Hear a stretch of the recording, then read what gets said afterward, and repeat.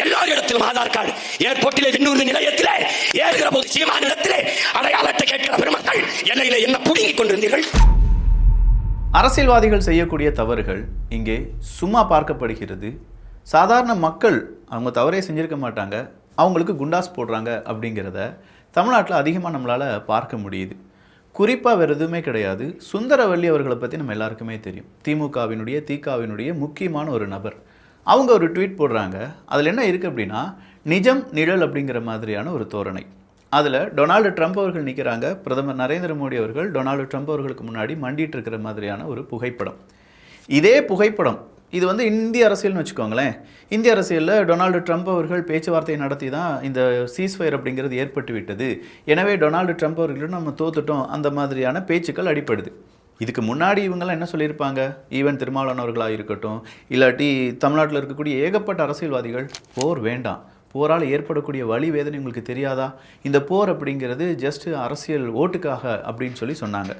அந்த போர் முடிவடையும் தருவாயில் அது என்ன போர் நடத்தவே இல்லை, உங்களுக்கு தைரியம் அவ்வளோதானா, 56 இன்ச் அவ்வளோதானா, இதுக்கு இந்திரா காந்தி அவர்கள் வரணும் அப்படின்னு அதை வேறு மாதிரி திசை திருப்பினாங்க. இப்போ கடைசியாக டொனால்டு ட்ரம்ப் அவர்கள் ஒரு ட்வீட்டை போடுறார். நான் தான் சீஸ்ஃபயர் ஏற்படுவதற்கு காரணமாக இருந்தேன் அப்படின்னு சொல்கிறார்.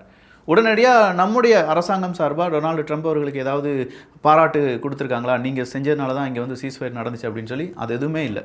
இந்திய அரசாங்கம் தெளிவாக சொல்லியிருக்காங்க, 2 நாடுகளுடைய பேச்சுவார்த்தை வழியாக தான் இதை நிப்பாட்டி இருக்கோமே தவிர just understanding, not a ceasefire agreement அப்படிங்கிறது தெளிவாக சொல்லியிருக்காங்க. ஸோ இந்த ஒரு புகைப்படத்தை போட்டிருக்காங்க. அந்த புகைப்படத்துக்கு ஆதரவு எதிர்ப்பு அப்படிங்கிறதுலாம் இல்லை. நம்ம கேட்கக்கூடிய இந்த உள்ளூரில் இருக்கக்கூடிய ஒரு அரசியல், இதே மாதிரியான ஒரு புகைப்படத்தை ஒரு வேளை சுந்தரவல்லி அவர்களுடைய தலைவர்கள் அப்படின்னு சொல்லக்கூடிய யாராக வேணாலும் இருந்துட்டு போட்டுமே, அவங்கள காண்பித்து அவங்க மண்டி போடுற மாதிரியான ஒரு புகைப்படத்தை காண்பித்திருந்தார்கள் என்றால் நிச்சயமாக சொல்கிறேன், தமிழ்நாட்டில் அவனை அரெஸ்ட் பண்ணியிருப்பாங்க. ஏன்னு கேட்டால் அது அந்த தலைவருக்கு அவமானத்தை ஏற்படுத்தி கொடுத்துட்டார் அப்படின்னு இதை பார்க்கக்கூடிய பிஜேபியினுடைய எல் முருகன் அண்ணா அவர்கள், இல்லாட்டி அண்ணாமலை அவர்களை விட்டுருங்க, இப்போ நயனார் அவர்கள், இவங்கெல்லாம் என்ன செஞ்சிட்ருக்காங்க அப்படிங்கிறதெல்லாம் இங்கே பெரிய கேள்வி தான். இதுக்கு மேலேயும் அவமானப்படுத்துறதுக்கு எதுவுமே இல்லை. நீங்கள் இருக்கீங்களா, தமிழ்நாட்டுக்குள்ளே பிஜேபி இருக்கா அப்படிங்கிறது தேடக்கூடிய ஒரு நிலைமையில தான் இப்போ இந்த மாதிரியான இன்சிடென்ட் இருக்குது அப்படிங்கிறதையும் இங்கே தெளிவாக எடுத்து சொல்ல வேண்டிய கடமை அப்படிங்கிறது இருக்குது. பார்க்கக்கூடிய எல்லாருக்கும் அப்படி தானே இருக்கும். ஏண்டா ஒருத்தவங்களால் ஒரு குண்டாஸ் போட முடியுது, உங்களால் எதுவுமே போட முடியல அப்படிங்கிற மாதிரி இருக்குது. அதுக்காக இவங்களை மட்டும் நான் சொல்லலை, நாட் ஓன்லி சுந்தரவல்லி, இதே மாதிரி ஏகப்பட்ட விஷயங்கள் நம்ம பார்க்க முடிகிறது. சீமான் அவர்களை சித்தரித்துக்கூடிய ஏகப்பட்ட புகைப்படத்தை போடுறாங்க, அவங்களெலாம் அரெஸ்ட் பண்ண மாட்டாங்க. ஆனால் அதே நேரத்தில் ஸ்டாலின் அவர்களை பற்றியோ இல்லாட்டி உதயநிதி ஸ்டாலின் அவர்களை பற்றியோ தப்பாக எழுதிட்டாங்க, கலைஞர் அவர்களை பற்றி தப்பாக எழுதிட்டாங்க அப்படின்னு அவங்களுக்கு எதிராக வழக்கு தொடர்வது அப்படிங்கிறதெல்லாம் பொதுவாகவே இருக்கக்கூடிய ஒரு விஷயம்தான். ஸோ ஆளும் கட்சியாக இருக்கக்கூடிய நபர்களுக்கு எதிராக யாராவது போட்டாங்கன்னா அவங்கள அரெஸ்ட் பண்ணுறதும், எதிர்கட்சியாக இருக்கிற இல்லாட்டி முக்கியமான தலைவர்களாக இருக்கக்கூடிய நபர்களை பற்றி என்னதான் பேசினாலும் அவங்களை அரெஸ்ட் பண்ண முடியாத நிலைமையில் காவல்துறை அதிகாரிகள் கட்டி வைக்கப்பட்டிருக்கிறார்கள் அப்படிங்கிறதும் இங்கே இருக்கக்கூடிய மிக முக்கியமான அரசியல் சிக்கலாக பார்க்கலாம். இது அரசியல் சிக்கல் அப்படிங்கிறத விட அதிகாரத்தினுடைய மமதை அப்படிங்கிறத இங்கே நம்ம சொல்ல கடமைப்பட்டிருக்கோம். ஸோ இதனால் இந்த அரசியல் கட்சி அந்த அரசியல் கட்சின்னு கிடையாது. ஒருவேளை நாளைக்கு வேறொரு அரசியல் கட்சி வரும்போது அவங்கள அரெஸ்ட் பண்ணுவாங்க, இவங்களை ரிலீஸ் பண்ணிடுவாங்க அப்படிங்கிற மாதிரி தானே இருக்குது. இதை மக்களாகிய நாம் எப்படி புரிந்து கொள்ள போகிறோம் அப்படிங்கிறத மக்களிடமே நான் கொடுத்துட்றேன்.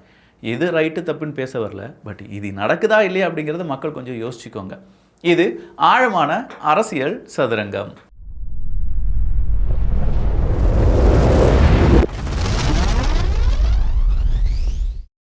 12 ஆண்டுகளுக்கு பிறகு பாமகவினுடைய முக்கியமான ஒரு மாநாடு, சித்திரை முழுநிலவு மாநாடு 4 மணிக்கு தொடங்க போகுது.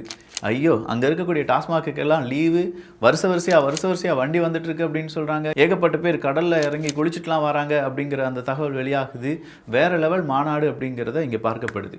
ஸோ இந்த முழுநிலவு மாநாடு அப்படின்னு சொல்கிறது பாமகவினுடைய பலம் என்ன அப்படிங்கிறதை காண்பிப்பதற்கான மாநாடாக நிறைய பேரால் சித்தரிக்கப்பட்டது.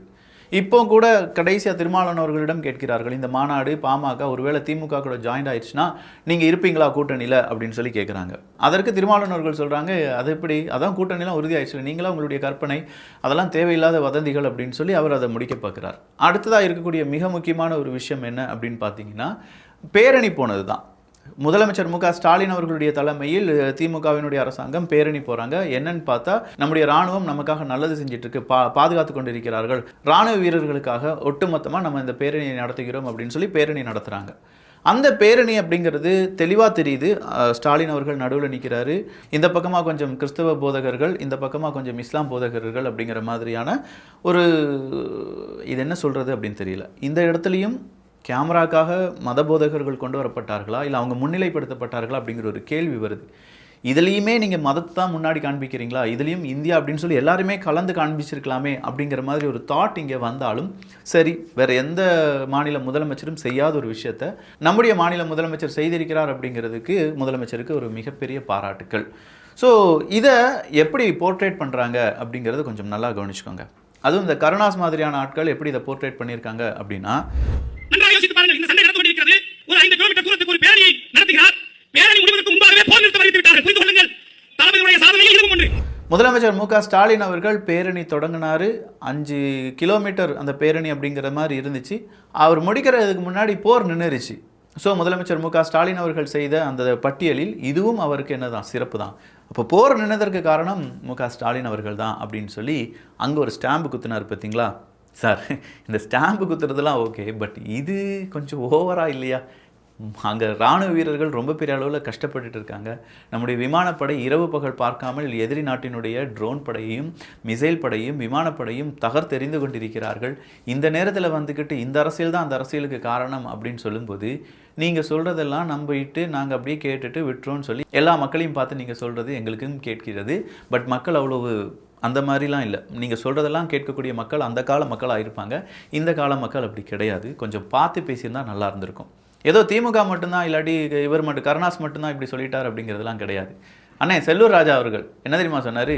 இதை விட்டுட்டு இன்னைக்கு நம்ம ராணுவ வீரர்களுக்கு, ஏன்னா ராணுவ வீரர்கள் போர்லயா போய் இதுல போய் சண்டையா போட்டாங்க. இல்ல தொழில்நுட்ப வளர்ச்சி இந்த கருவியெல்லாம் வாங்கி கொடுத்தது மத்திய அரசு, வாங்கி கொடுத்தவர் பாரத பிரதமர், கேட்டவர் ராணுவ அமைச்சர். எங்க அங்க இந்தியா ஜெயிக்குதுன்னா அதுக்கு காரணம் யார்? ராணுவ வீரர்களா? அவங்கள என்ன செஞ்சாங்க? அவங்களாம் ஒன்றுமே இல்லையே. நம்முடைய பிரதமர் நரேந்திர மோடி அவர்கள், ராஜ்நாத் சிங் அவர்கள், அவங்க வாங்கி கொடுத்த வெப்பன்ஸ், அவங்க தான் இந்த நேரத்தில் இந்த வெப்பன் இருக்கணும், அமித்ஷா அவர்கள் அந்த வெப்பன் இருந்தால் தான் கரெக்டாக இருக்கும் அப்படின்னு சொல்லி அவங்க வாங்கி கொடுத்தாங்க. அதனால தான் இந்தியா ஜெயிச்சது. ராணுவ வீரர்கள் அப்படின்னு சொல்லிட்டு ராணுவ வீரர்களை மட்டம் தட்டுற விதத்தில் அவர் பேசுனது சத்தியமாக சொல்கிறேன், யாராக இருந்தாலும் அதற்கு எதிர்ப்பு தெரிவிச்சிருக்கணும். இங்கே ராணுவ வீரர்கள் இல்லாமல் இந்த வெப்பன்ஸை வச்சுக்கிட்டு என்னத்துக்கு? ஒன்றுமே கிடையாது. அந்த வெப்பனெல்லாம் அங்கேயே உட்காந்துட்டு இருக்கும். அதை ஆப்ரேட் பண்ணுறதுக்கு தைரியமாக முன்னாடி கொண்டு போகிறதுக்கு ஒரு துப்பாக்கி மட்டும் இருந்தால் போதுமா? அந்த துப்பாக்கியை முன்னிலையில் கொண்டு போகிறதுக்கு ஒரு ராணுவ வீரர் வேணும். சாதாரண ராணுவ வீரர் போதுமா? இந்தியாவினுடைய ராணுவ வீரர் வேணும்.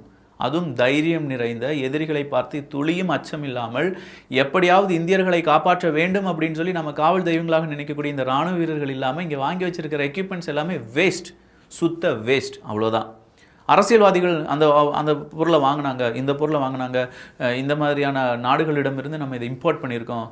அவங்க இம்போர்ட் பண்ணுறாங்கன்னா இன்றைக்கி அவங்களுக்கு நம்ம பணம் கொடுக்குறோம், வரி நம்ம கொடுக்குறோம்ல, அந்த வரி அங்கே போகுது. பணத்தை வச்சு நமக்கு என்னென்ன தேவை அப்படிங்கிறத அரசியல்வாதிகள் வாங்கலை. அங்கேயும் அரசு அதிகாரிகள் அதை தீர்மானிப்பார்கள். அரசியல்வாதிகள் அதற்கு ஒப்புதல் மட்டும்தான் கொடுப்பாங்க. இது வேணும் அப்படின்னு சொல்லி நம்முடைய ராணுவ வீரர்கள், ராணுவ அதிகாரிகள் சொல்லும்போது, ராணுவ அதிகாரிகள் அது மேல்மட்டத்துக்கு ராணுவ அமைச்சர்களிடம் சொல்லும்போது, ராணுவ அமைச்சர் அதை அப்படியே மறுபடியும் எல்லாத்தையும் IFS ஆஃபீஸர்லாம் உட்காந்துருப்பாங்க. அவங்க கிட்ட கேட்டு சஜஷன் கேட்டு எது நல்லதுன்னு சொல்லி மறுபடியும் ஒரு டேட்டாவை படிச்சுட்டு அதன் பிறகு ஒப்புதலுக்கு அனுப்பப்பட்டு, ஒப்புதல் அங்கே அந்தந்த இலாக்காக்கள், பிரதமர், உள்துறை அமைச்சர் அப்படின்னு சொல்லி அவங்க என்ன சொல்லி போடுவாங்க, ஓகேப்பா சொல்லி போடுவாங்க. இதுதான் நடக்குமே தவிர ராணுவ வீரர்களிருந்து என்ன பிரயோஜனம் அப்படிங்கிற கேள்வியெல்லாம் இங்கே வந்து ரொம்ப ரொம்ப ரொம்ப ரொம்ப மொக்கையான கேள்விகளாக இருந்தது. தமிழ்நாட்டு அரசியலில் நல்லா சொல்லியிருக்கிறேன், நல்லபடியாக மக்கள் யோசிக்க வேண்டியது, நல்லபடியான அமைச்சர்களையும் MLAக்களையும் தேர்ந்தெடுங்கள். அதாவது நம்மை ஆட்சி செய்வதற்கு நமக்குன்னு ஒரு தகுதி இருக்குது. ஒவ்வொரு மனிதர்களுக்கும் ஒவ்வொரு தகுதி இருக்குது. யாருமே இங்கே தகுதியற்றவர்கள் அப்படிங்கிறது கிடையாது. அது பிறப்பால் வருவதும் கிடையாது, இவங்க இந்த மொழியால் வருவது கிடையாது, அப்படிலாம் இல்லை. ஒவ்வொரு மனிதனுக்கும் ஒவ்வொரு தகுதி இருக்கிறது.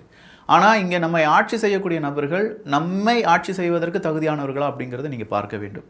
இந்த மாதிரி பேசக்கூடிய நபர்கள், அது செல்லூர் ராஜாண்ணனை மட்டும் சொல்லலை, அவருக்கு டாக் அப்படிங்கிறது எப்பவுமே லூஸ் டாக்காக தான் இருக்கும்.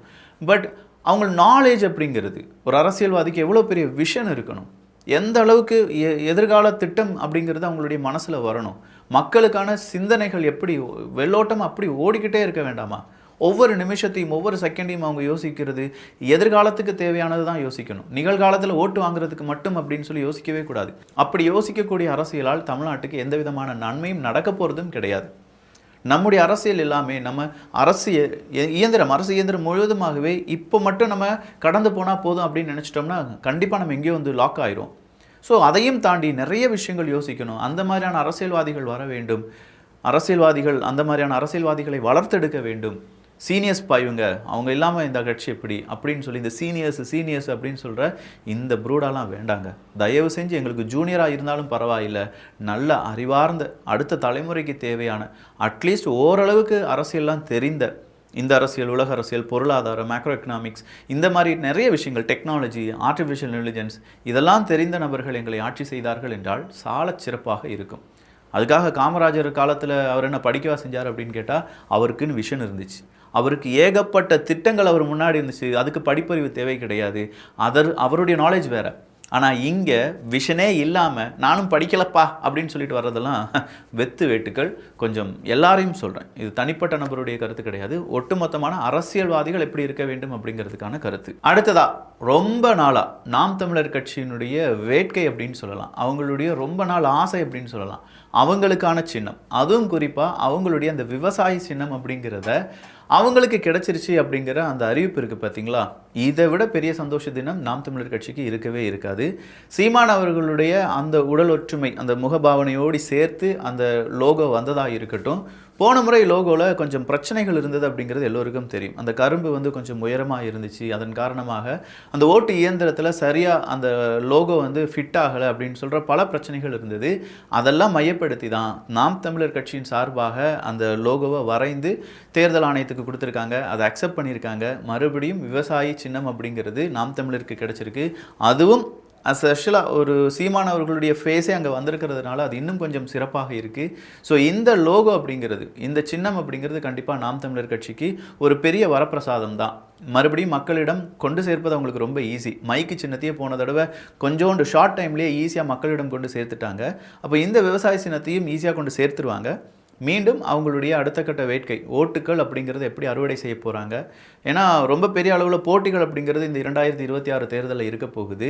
அதுலேயும் குறிப்பாக தமிழக வெற்றி கழகம் அப்படிங்கிறதெல்லாம் இப்போ புதுசாக வந்திருக்கிறதுனாலையும் ரொம்ப பெரிய அளவில் எழுச்சி அடைந்திருக்கக்கூடிய பாஜக போன்ற கட்சிகளும் இதற்கு ரொம்ப பெரிய அளவில் போட்டியாக இருக்க போகிறாங்க. பட் கொள்கை ரீதியாக நாம் தமிழர் கட்சி ரொம்ப அகடாக இருந்தாலுமே மீதம் இருக்கும் ரீதியில் பணத்தை செலவழிக்கிறதா இருக்கட்டும், இல்லாட்டி ரொம்ப பெரிய அளவில் அங்கீகாரம் அப்படிங்கிறதா இருக்கட்டும், இது எல்லாமே இல்லை நெகட்டிவ் ட்ரோலிங் இருக்கட்டும், கொஞ்சமா பேக்ஃபயர் இருக்கு. அதையும் தாண்டி 2026 நாம் தமிழர் கட்சி இந்த சின்னத்தை வைத்து என்ன மாதிரியான வெற்றி அடைய போகிறார்கள் அப்படிங்கிறத பார்க்கலாம். இதில் ரொம்ப முக்கியமான விஷயம் என்னன்னா, இந்த நீலாம் ஒரு கட்சியா, உனக்குலாம் இந்த சின்னம்லாம் கிடைக்காது, அதெல்லாம் வந்து உங்களுக்கு கிடைக்கவே கிடைக்காது அப்படின்னு சொல்லி நிறைய பேர் ட்வீட்லாம் போட்டு வச்சுருந்துருப்பாங்க. அவங்களுக்கெல்லாம் இது பெரிய அவமானம் மாதிரி. நாம் தமிழர் கட்சி இதெல்லாம் ஒரு கட்சியான்னு கேட்டவங்க இன்றைக்கி அந்த கட்சி அவங்களுக்கான சின்னத்தை வாங்கிவிட்டது அப்படின்னு சொல்லும்போது இதுவே நாம் தமிழர் கட்சியினுடைய வெற்றியாக நிறைய பேர் பகிர்ந்து வருகிறார்கள் என்பதும் குறிப்பிடத்தக்கது. அடுத்ததாக எல்லாருமே இந்திய அரசியலை பற்றியும் இந்தியாவில் இருக்கக்கூடிய அரசாங்க அந்த இராணுவ நடவடிக்கை பற்றியும் நம்முடைய தமிழக அரசியல் சார்பாக நிறைய பேர் பேசினாங்க. அதை தான் தமிழ் பட்சத்தில் அடிக்கடி நம்ம வீடியோ போட்டுட்ருக்கோமே, அதையும் இங்கே வந்து கொட்டுறதுக்கு நான் தயாராக இல்லை. எது எப்படி இருந்தாலும் இப்போதைக்கு நடந்த முக்கியமான நிகழ்வுகளை இங்கே பேசியிருக்கேன். இன்னும் கொஞ்சம் பிரிவினைவாதிகள், இந்தியாவை ஒற்றுமை சீர்குலைப்பதற்காக நடந்த பல விஷயங்கள், மீம்ஸ், இதெல்லாம் பற்றி நான் ஆல்ரெடி ட்விட்டர் பக்கத்துலேயும் தமிழ் பக்கத்துலையும் பேசியிருக்கிறதுனால இந்த பக்கம் விட்டு வைக்கிறேன். இனி வரக்கூடிய நிகழ்வுகள் எல்லாமே அரசியல் சதுரங்கத்தில் கண்டிப்பாக பகிரப்படும். இந்த ஒரு காணொலி பற்றிய உங்களுடைய கருத்துக்கள் இங்கே வரவேற்கப்படுகின்றன. எல்லோரும் அரசியல் சதுரங்கத்தில் இணைந்திருங்கள். நல்லதை பகிர்ந்து நல்ல சமுதாயத்தை உருவாக்குவோம். நன்றி, வணக்கம்.